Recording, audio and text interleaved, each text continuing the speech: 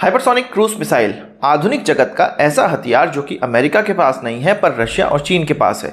और कई बार ये कहा जाता है कि चीन के पास ये टेक्नोलॉजी या हाइपरसोनिक क्रूज मिसाइल रशिया के द्वारा ही पहुंचाया गया है। दोनों ही देशों के बीच में आपस में कोलैबोरेशन होता रहता है। अब क्योंकि ये अमेरिका के पास नहीं है, अमेरिका इसके लिए बहुत ज़्यादा ट्राई कर रहा है पर अभी तक वो इसको नहीं बना पाया है।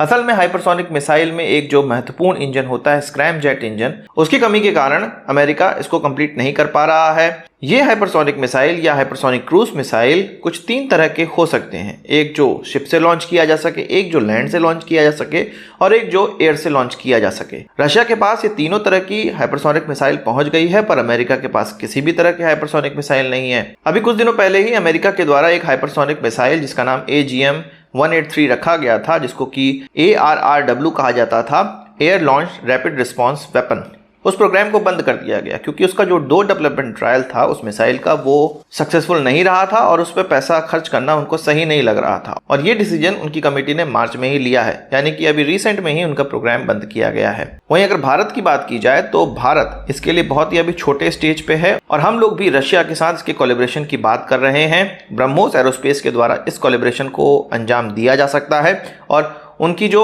हाइपरसोनिक मिसाइल है उसी की टेक्नोलॉजी ब्रह्मोस को प्राप्त होगी, ब्रह्मोस एरोस्पेस को प्राप्त होगी और ब्रह्मोस 2 मिसाइल का नाम उसको दिया जाएगा, पर थोड़ी सी इंफीरियर होगी। तो ये तो हुआ एक प्रोग्राम।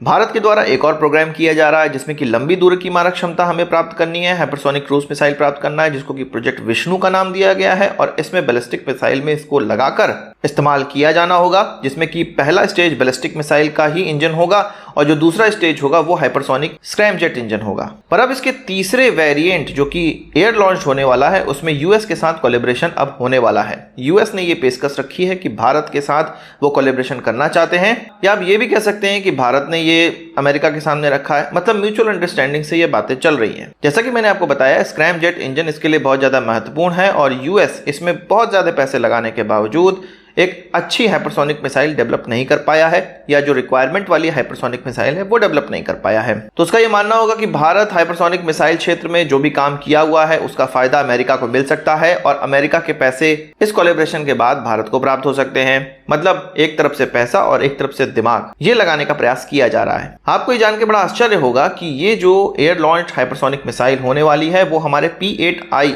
जो मैरीटाइम पेट्रोल एयरक्राफ्ट है, जिसको सबमरीन हंटर एयरक्राफ्ट भी कहा जाता है, उससे लॉन्च करने योग्य भी होने वाला है। इसका मतलब यह है कि हम दूर दूर तक इस मिसाइल से मारक क्षमता प्राप्त कर सकते हैं अगर ये डेवलप हो जाए। जाहिर सी बात है, जिस प्रकार से अमेरिका के साथ हम इंजन कोलैबोरेशन देख रहे हैं वो दिन दूर नहीं है कि हाइपरसोनिक मिसाइल के कोलैबोरेशन को भी हम देखेंगे। और साथ ही साथ हम रशिया से बात तो कर ही रहे हैं, तो भारत एकमात्र ऐसा देश होने वाला है जिसके पास अपनी hypersonic missile, Russian hypersonic missile और अमेरिकन हाइपरसोनिक मिसाइल तीनों प्रकार की टेक्नोलॉजी होगी और आगे चल के ये भारत के लिए बहुत ज्यादा बेनिफिशियल होगा।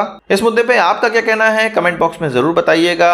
आगे भारत को किस तरह से कदम उठाना चाहिए ये भी अगर आपको पता हो तो बताइएगा। आज की इस वीडियो के लिए बस इतना ही। आशा करता हूँ कि वीडियो पसंद आया होगा, आप इसको बड़ा थम्स अप जरूर देंगे। इस वीडियो संबंधित सवाल सुझाव हो कमेंट बॉक्स में जरूर लाइएगा और यदि आपने हमारा चैनल सब्सक्राइब नहीं किया उसे भी कर लीजिए क्योंकि हम इस प्रकार की वीडियो लाते रहते हैं। नमस्कार, थैंक यू, जय हिंद।